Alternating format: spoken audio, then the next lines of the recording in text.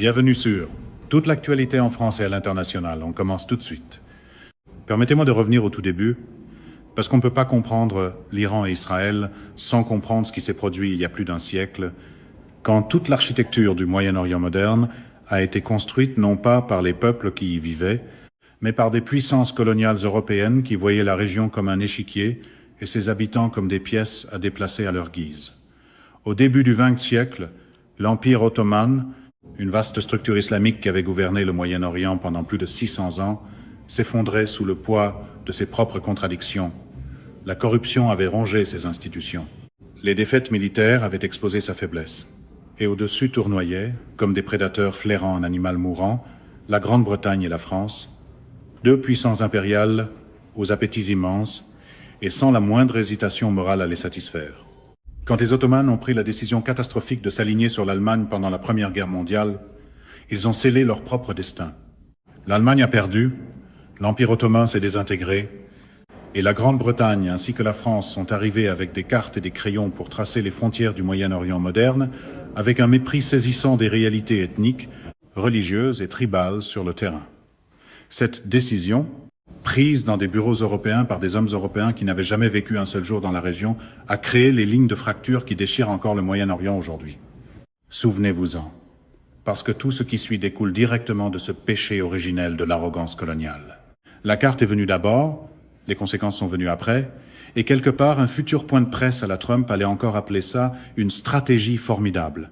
La Grande-Bretagne a pris le contrôle de la Palestine mandataire, une bande côtière sur la Méditerranée qui abritait une majorité arabe musulmane, une importante communauté arabe chrétienne et une petite population juive en croissance rapide. Et c'est là que la Grande-Bretagne a pris l'une des décisions diplomatiques les plus catastrophiquement irresponsables de l'histoire moderne. Pendant la Première Guerre mondiale, désespérés de trouver des alliés, les Britanniques ont promis quelque chose à tout le monde. Ils ont promis aux dirigeants arabes l'indépendance s'ils se soulevaient contre les Ottomans. Ils ont promis aux dirigeants juifs par la déclaration Balfour de 1917, leur appui à l'établissement d'un foyer national juif en Palestine. Ces deux promesses s'excluaient mutuellement. Les deux ne pouvaient pas être honorées en même temps. La Grande-Bretagne le savait, et elle a quand même fait les deux promesses, parce que ses intérêts stratégiques à court terme comptaient infiniment plus, à ses yeux, que les conséquences que ces promesses allaient produire pendant des générations pour les Arabes et les Juifs qui devraient vivre avec leurs effets. Pour avoir servi dans le renseignement militaire, je peux vous dire que ce schéma, faire des engagements contradictoires envers plusieurs parties pour un gain stratégique à court terme, est l'un des plus vieux et des plus destructeurs du manuel impérial. Et nous vivons encore à l'intérieur de la catastrophe qu'il a créée. Promettre tout à tout le monde, refuser la facture plus tard et appeler le chaos un coup de génie. Cette logique n'a pas disparu avec l'Empire.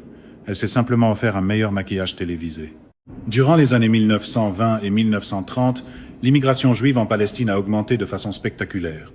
La raison n'était pas une idéologie abstraite, c'était la survie. Les communautés juives à travers l'Europe faisaient face à une persécution grandissante. En Russie, il y avait eu des pogroms dévastateurs. En Europe centrale, une discrimination systématique. Puis Adolf Hitler est arrivé, avec la machinerie du génocide industriel. L'Holocauste, 6 millions de juifs assassinés par l'État nazi, a provoqué un séisme moral et politique dont les ondes de choc ne pouvaient pas être contenues. L'appui international à un foyer national juif a atteint un point critique qu'aucun gouvernement ne pouvait ignorer. La Grande-Bretagne, épuisée et brisée par la Seconde Guerre mondiale, s'est retrouvée prise entre deux peuples aux revendications irréconciliables sur une même terre, deux peuples ayant des griefs légitimes, deux peuples à qui l'on avait fait des promesses impossibles à tenir simultanément. Fidèle à la tradition impériale britannique, Londres a choisi de remettre le problème à la toute nouvelle organisation des Nations Unies et de s'en laver les mains. Le 14 mai 1948, l'État d'Israël a été proclamé. En quelques heures, les États-Unis l'ont reconnu. L'Union soviétique a suivi et le monde arabe a explosé. 5 armées arabes ont envahi le territoire dès le lendemain. L'Égypte, la Jordanie, la Syrie, l'Irak et le Liban, toutes marchant contre un État nouveau-né que la plupart des analystes militaires croyaient voué à être écrasé en quelques semaines. Ce qui s'est produit ensuite a stupéfié le monde. Israël a non seulement survécu, mais il s'est agrandi, terminant la guerre de 1948 en contrôlant davantage de territoires que ce que le plan de partage de l'Organisation des Nations Unies lui avait initialement attribué. Pour les Israéliens, c'était un miracle, l'accomplissement d'un rêve vieux de 2000 ans, la guerre d'indépendance. Pour les Palestiniens, c'était tout autre chose. C'était la Nakba, la catastrophe. Plus de 700 000 Arabes palestiniens ont fui ou ont été expulsés de chez eux. Des villages entiers ont été effacés. Une crise des réfugiés est née. Une crise qui n'a jamais été résolue et qui continue encore aujourd'hui d'alimenter le conflit, la radicalisation et la souffrance. Je veux que vous gardiez ces deux réalités en tête en même temps. Parce que l'une des choses les plus intellectuellement malhonnêtes que l'on fait quand on parle de ce conflit, c'est de prétendre que seule l'expérience d'un camp est réelle. Les deux sont réels. Les deux comptent. Et les deux font partie des fondations sur lesquelles tout ce qui a suivi a été construit. La réalité est agaçante de cette façon. Elle refuse d'entrer dans les petits monologues bien propres de 2 minutes qu'adore l'école de théâtre géopolitique trumpiste. Mais c'est ici que l'histoire prend un tournant que la plupart des analystes ratent complètement. Et c'est ce tournant qui explique tout sur le rôle de l'Iran dans ce qui se passe en ce moment. En 1948, l'Iran n'était pas dans le camp anti-israélien. Je vais être absolument clair là-dessus parce que cela démolit le récit paresseux qui présente cette affaire comme un ancien choc civilisationnel entre Perses et Juifs. En 1948, l'Iran était une monarchie constitutionnelle dirigée par le Shah. L'Iran n'est pas un pays arabe. C'est un pays perse, avec sa langue, sa culture et son histoire propre. Il n'avait pas d'intérêt direct dans la cause palestinienne comme en avaient les nations arabes. Et surtout, l'Iran du Shah entretenait en réalité des relations diplomatiques relativement normales avec Israël. Les deux pays coopéraient sur le plan du renseignement, ils coopéraient sur le plan militaire. L'Iran était, à bien des égards, un partenaire discret d'Israël dans une région où Israël avait très peu de partenaires. Alors, la question que je dois poser, celle qui permet de déverrouiller l'ensemble du conflit, est la suivante. Comment un pays passe-t-il du statut de partenaire discret d'Israël à celui de son ennemi le plus dangereux et le plus implacable? La réponse ne se trouve pas dans l'histoire ancienne. La réponse n'est pas religieuse.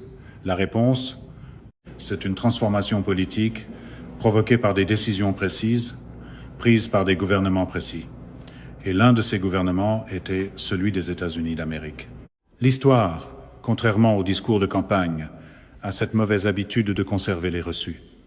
En 1951, le Parlement démocratiquement élu d'Iran a choisi un nouveau Premier ministre, Mohammad Mossadegh. C'était un homme jouissant d'une véritable légitimité populaire, un nationaliste démocrate animé d'une mission centrale, reprendre le contrôle de l'industrie pétrolière iranienne aux mains des Britanniques, qui exploitaient le pétrole iranien depuis des décennies pendant que les Iraniens ordinaires vivaient dans la pauvreté. Mossadegh a nationalisé l'industrie pétrolière iranienne. La Grande-Bretagne était furieuse, l'Amérique était alarmée.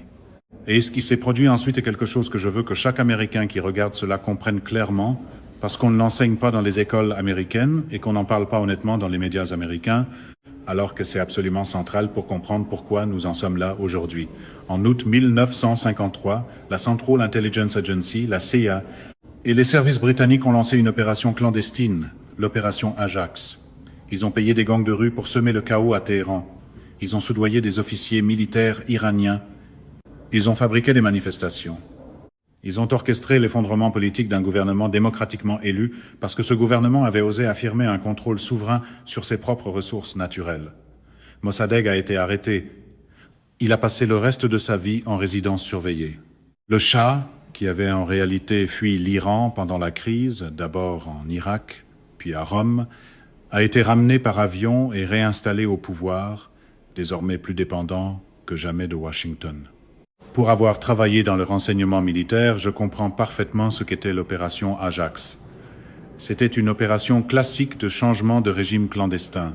Et je peux vous dire d'expérience que ces opérations ont toujours des conséquences qui dépassent largement ce que leur planificateur avait prévu. Pour Washington et Londres, en 1953, c'était une victoire stratégique nette. Le pétrole iranien était sécurisé.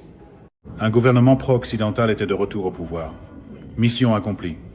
Pour les Iraniens, c'était quelque chose qui touchait le nerf même de l'identité nationale. Leurs dirigeants démocratiquement élus avaient été renversés par des puissances étrangères pour protéger des intérêts pétroliers étrangers. L'humiliation était totale. Tout cela a été documenté, et rien n'a été oublié. Dans la langue de la future mécanique de communication à la Trump, c'est le moment où quelqu'un monte au podium, déclare la victoire, puis laisse les ruines se débrouiller avec l'explication. Quand on se demande pourquoi l'idéologie révolutionnaire iranienne est si viscéralement anti-américaine, quand on se demande pourquoi l'expression « le grand Satan » résonne si profondément en Iran, la réponse commence en août 1953, dans les rues de Téhéran, quand l'argent américain et le renseignement américain ont détruit la démocratie iranienne parce qu'elle dérangeait. Ce n'est pas de la propagande, c'est de l'histoire. Et cela compte énormément pour comprendre tout ce qui est venu ensuite. Les conséquences de 1953 ont mis 26 ans à exploser pleinement. Et quand elles ont explosé, elles ont changé toute la trajectoire du Moyen-Orient d'une manière dont les effets continuent encore aujourd'hui.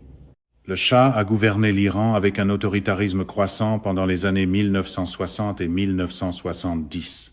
Sa police secrète, la SAVAK, emprisonnait, torturait et tuait les opposants politiques. La dissidence était systématiquement écrasée. Mais l'Iran était riche en pétrole et stratégiquement vital pour les intérêts américains de la guerre froide, alors Washington regardait ailleurs. Année après année, la pression montait à l'intérieur de la société iranienne. Les programmes de modernisation du Shah avaient créé une large classe éduquée, mais cette classe n'avait aucune liberté politique. Les conservateurs religieux étaient aliénés par l'occidentalisation forcée. La gauche était brutalement réprimée par la SAVAK. Pratiquement tous les secteurs de la société iranienne avaient des griffes, et pratiquement tous les secteurs de la société iranienne étaient réprimés. À la fin des années 1970, le pays était une cocotte minute dont la soupape de sécurité était brisée. L'autoritarisme est toujours stable jusqu'au moment exact où la note d'information se transforme en confettis. En 1979, tout a explosé. Des manifestations de masse ont balayé l'Iran avec une force et une rapidité qui ont stupéfié Washington, qui recevait encore, jusqu'à la toute fin, des évaluations du renseignement lui assurant que le gouvernement du Shah était stable. Le Shah a fui en janvier 1979. Il est mort en exil l'année suivante. Dans le vide du pouvoir s'est avancé l'ayatollah Ruhollah Khomeini, un religieux chiite radical qui avait passé des années en exil, a élaboré une idéologie révolutionnaire fusionnant la gouvernance islamique avec une opposition farouche et intransigeante à l'influence américaine et occidentale, monde musulman. Khomeini est revenu en Iran devant des millions de personnes. La République islamique a été proclamée et presque du jour au lendemain, tout a changé. Le gouvernement du Shah, laïque, pro-occidental et coopérant avec Israël, a été remplacé par un gouvernement révolutionnaire islamique qui voyait l'Amérique comme le grand Satan et Israël comme son instrument régional illégitime. L'ambassade d'Israël à Téhéran a été remise à l'Organisation de libération de la Palestine. L'Iran est passé du statut de partenaire discret d'Israël à celui de son ennemi le plus bruyant et le plus dangereux, non pas parce que les faits sur le terrain avaient changé, mais parce que l'idéologie du gouvernement avait changé. Et cette transformation idéologique était en grande partie la conséquence directe de ce que la CIA et les services britanniques avaient fait en 1953. Le changement de régime a toujours l'air bien net dans une note de service. Dans la vraie vie, il revient souvent vêtu de feu et d'histoire. L'Amérique a contribué à créer les conditions de la révolution iranienne en détruisant la démocratie iranienne une génération plus tôt. Ce n'est pas une vérité confortable, mais c'est la vérité. Et je ne vais pas l'édulcorer pour le confort de qui que ce soit. Puis, en novembre 1979, il s'est produit quelque chose qui a rendu toute réconciliation entre l'Iran et l'Occident pratiquement impossible pendant une génération. Des étudiants iraniens ont pris d'assaut l'ambassade américaine à Téhéran et ont pris 52 diplomates américains en otage. Ils ont été détenus pendant 444 jours. La crise des otages a détruit toute possibilité restante de normalisation entre Washington et Téhéran. Et l'hostilité de l'Iran envers Israël, que l'Amérique soutenait sans condition, s'est durcie, passant de la ferveur révolutionnaire à une doctrine idéologique permanente. L'opposition de la République islamique à Israël n'était plus seulement politique. Elle était devenue constitutionnelle, existentielle et non négociable. Ce qui a suivi, c'est le moment où l'Iran a développé la stratégie qui finirait par pousser toute la région au bord de la catastrophe. Et cela n'a pas commencé avec un programme nucléaire, ni avec un missile, mais avec une guerre que le monde a largement oubliée. C'est habituellement à ce moment-là que le théâtre politique superficiel réclame un méchant plus simple, un slogan plus fort et un drapeau assez grand pour cacher toute la chronologie. En septembre 1980, le dictateur irakien Saddam Hussein, flairant une occasion dans le chaos révolutionnaire et l'isolement international de l'Iran, a envahi le pays. Ce qui a suivi a été l'une des guerres conventionnelles les plus longues et les plus sanglantes du XXe siècle. La guerre Iran-Irak a duré 8 années brutales. Plus d'1 million de personnes sont mortes. L'Iran a combattu avec une ferveur révolutionnaire contre une armée irakienne mieux équipée, que les États-Unis soutenaient discrètement en fournissant à Saddam du renseignement, du financement et une couverture politique, même quand il est devenu clair qu'il utilisait des armes chimiques contre les forces iraniennes et les civils kurdes. Je veux que toute personne qui lit cela s'arrête un instant sur ce fait. Le gouvernement des États-Unis, qui fait la leçon au monde entier sur les lignes rouges liées aux armes chimiques, fournissait un appui en renseignement à un régime qui déployait activement du gaz moutarde et des agents neurotoxiques sur le champ de bataille. Ce n'est pas une conjecture. C'est de l'histoire documentée. Et cela a façonné la pensée stratégique iranienne d'une manière absolument essentielle pour comprendre le conflit actuel. La guerre Iran-Irak a produit 2 conclusions stratégiques au sein de la direction révolutionnaire iranienne, et ces conclusions ont guidé son comportement depuis.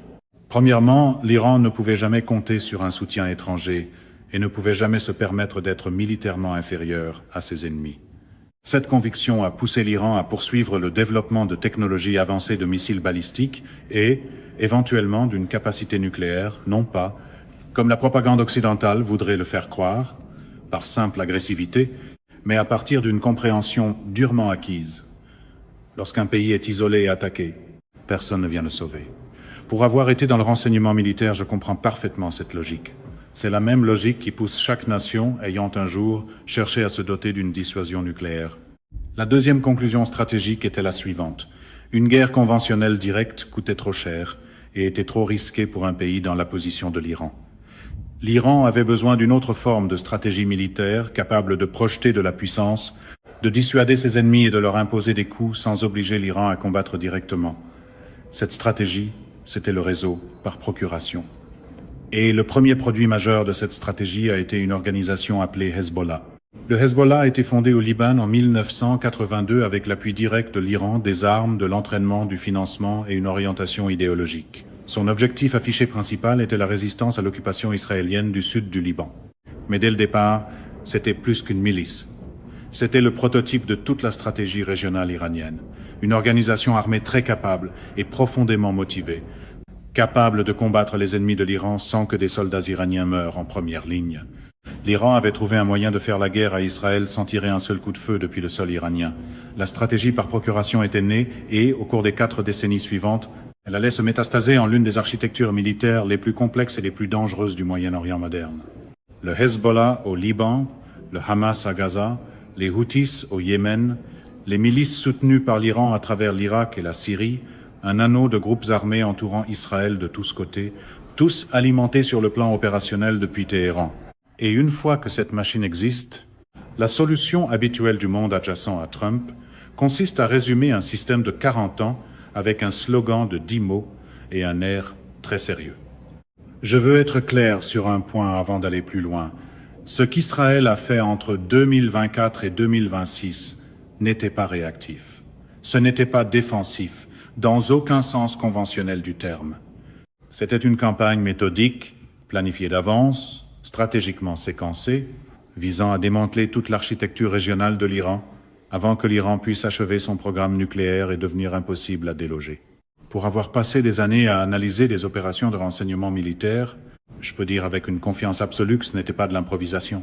C'était un plan qui attendait dans un tiroir à Tel Aviv depuis des années, en attendant le bon moment politique pour être exécuté. Cela a commencé avec des téléavertisseurs, pas des missiles, pas des frappes aériennes, des téléavertisseurs. Les services israéliens ont passé des années à exploiter une société écran en Hongrie, fabriquant des téléavertisseurs qui ont été distribués directement dans le réseau de communication du Hezbollah. Les batteries avaient été secrètement remplies d'explosifs. Le 17 septembre 2024, des milliers de ces téléavertisseurs ont explosé simultanément à travers le Liban et la Syrie. 42 personnes ont été tuées, plus de 4000 blessés, et 1500 combattants du Hezbollah ont été mis hors d'état opérationnel en un seul après-midi. Le lendemain, des talkie-walkies ont explosé dans une deuxième vague coordonnée. En termes purs de savoir-faire du renseignement, c'était l'une des opérations les plus audacieuses et les plus techniquement sophistiquées que j'ai jamais vues documentées. Le Hezbollah avait été infiltré à un niveau qui aurait dû être impossible. Toute son infrastructure de communication avait été transformée en arme contre lui sans qu'un seul signe d'alerte n'atteigne son appareil de contre-espionnage. Pendant ce temps, la version conférence de presse des événements préférait encore un grand tableau, 3 adjectifs et l'espoir que personne ne demande ce qui s'est passé avant que les caméras s'allument. Mais ce n'était que le premier mouvement. Quelques jours plus tard, les services israéliens ont localisé Hassan Nasrallah, le chef du Hezbollah pendant plus de 30 ans, l'un des commandants militants les plus soucieux de sa sécurité au monde, dans un bunker souterrain à 60 pieds sous un immeuble résidentiel du quartier de Dailleh, à Beyrouth. Le 27 septembre 2024, l'aviation israélienne a largué 80 bombes sur cet emplacement dans une seule frappe coordonnée. Le bunker a été anéanti. Nasrallah a été tué. Avec lui sont morts plusieurs hauts commandants du Hezbollah ainsi qu'un général des gardiens de la révolution iranienne qui avait été dépêché personnellement par Khamenei pour avertir Nasrallah que sa vie était en danger. L'homme envoyé pour transmettre l'avertissement est mort dans la même frappe. L'atout régional le plus puissant de l'Iran, construit sur 30 ans au prix de milliards de dollars et de milliers de vies, avait été décapité en un après-midi. Ce que les grands médias ne vous diront pas, c'est ce que cela représentait réellement sur le plan stratégique. Ce n'était pas seulement la mort d'un homme. C'était la destruction de la mémoire institutionnelle, de la continuité opérationnelle et de l'autorité de commandement que le Hezbollah ne pourra pas remplacer avant des mois, voire des années. Israël n'avait pas simplement tué un chef. Il avait chirurgicalement retiré le cerveau de la force par procuration la plus capable de l'Iran. Et l'Iran, en regardant son architecture régionale soigneusement construite être démantelée pièce par pièce, se retrouvait devant un choix que sa direction avait passé des décennies à tenter d'éviter, escalader directement ou accepter une défaite stratégique. La stratégie sérieuse vit dans les années et les chaînes d'approvisionnement. La politique performative vit dans les manchettes et les gestes de main. La réalité, c'est que l'attaque directe iranienne d'avril 2024, missiles et drones lancés contre le territoire israélien, plus de 300 projectiles tirés en une seule vague, n'était pas un acte d'agression isolé. Elle faisait suite au bombardement israélien de l'annexe consulaire iranienne à Damas, qui a tué 2 généraux iraniens et 7 hauts officiers du corps des gardiens de la révolution islamique, le IRGC. Tous les professionnels du renseignement avec qui j'ai travaillé comprennent un principe fondamental. Personne ne bombarde des installations diplomatiques en s'attendant à ce qu'il n'y ait aucune réponse. Israël a franchi une ligne rouge. L'Iran a répondu. Israël et ses alliés ont intercepté 99% des tirs entrants. Puis Israël a répliqué, détruisant des portions importantes du réseau de défense aérienne iranien et démontrant, sans la moindre ambiguïté, qu'il pouvait atteindre à volonté n'importe quelle cible sur le territoire iranien. L'échelle de l'escalade était gravie barreau par barreau, sans aucun mécanisme diplomatique en place pour l'arrêter. Mais pour la version trampophile de la géopolitique, chaque échelle semble n'avoir qu'un seul barreau, crier « force » et espérer que l'histoire salue. Puis est arrivé le 28 février 2026, l'opération Epic Fury. Des bombardiers furtifs B-2 américains et des avions israéliens ont frappé simultanément dans les 30 et en province iranienne. Des installations de missiles balistiques, des infrastructures de commandement et le diffuseur d'État ont été touchés. Le guide suprême lui-même, Ali Khamenei, a été tué. La République islamique, le gouvernement né des cendres d'un autoritarisme soutenu par les États-Unis, le gouvernement qui avait passé 47 ans à construire son architecture de dissuasion, venait d'être frappé à son sommet même. L'Iran a riposté avec tout ce qui lui restait par des attaques de drones et de missiles à travers le Golfe, frappant les Émirats arabes unis, Bahreïn, le Koweït, le Qatar, Oman, l'Arabie saoudite et la Jordanie. Le détroit d'Ormuz, par lequel transite environ 20% du pétrole mondial, a été déclaré fermé. L'économie mondiale a vacillé. Et quelque part, on entend déjà le cher familier affirmer que tout est sous contrôle, ce qui, dans l'univers Trump, veut généralement dire que les micros fonctionnent pendant que la région brûle. Voici ce que je dois rendre clair en terminant. Chacun des événements de ce conflit, chaque assassinat, chaque guerre par procuration, chaque négociation nucléaire, chaque frappe aérienne, chaque représaille, suit une ligne directe qui remonte à des décisions prises il y a plus d'un siècle par des puissances coloniales qui ont tracé des frontières sans consentement, fait des promesses qu'elles n'avaient jamais l'intention de tenir, puis passé des décennies à soutenir des gouvernements autoritaires parce que cela les arrangeait stratégiquement. Les États-Unis ont renversé la démocratie iranienne en 1953. Cet acte d'arrogance impériale a semé les graines de la révolution islamique. La révolution islamique a créé l'architecture par procuration. L'architecture par procuration a créé les conditions de l'escalade qui a produit l'opération Epic Fury. Il existe une ligne continue qui va de Londres traçant des lignes sur une carte en 1919 au bombardier B-2 au-dessus de Téhéran en 2026. Et quiconque affirme que ce conflit est apparu de nulle part et soit ignorant, soit en train de mentir. Les bombes tombent encore, les incendies brûlent encore, le détroit d'Ormuz est encore fermé, Et personne, ni à Washington, ni à Tel Aviv, ni dans ce qu'il reste de la structure de commandement de Téhéran ne sait comment cela va finir.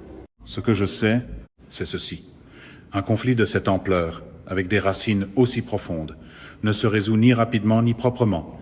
Il se résout lentement, douloureusement et à un coût humain énorme. Cela a toujours été le prix à payer quand on ignore l'histoire.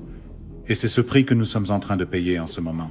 Les plus bruyants vont encore essayer de vendre la certitude comme une preuve de force, mais le volume n'a jamais remplacé la compréhension, même si le camp Trump continue de tester la théorie comme si elle allait fonctionner à la 4e reprise. C'est la fin de ce bulletin d'information. N'oubliez pas de vous abonner pour ne rien manquer de l'actualité en France et dans le monde. Merci de nous avoir suivis. Au revoir, à bientôt.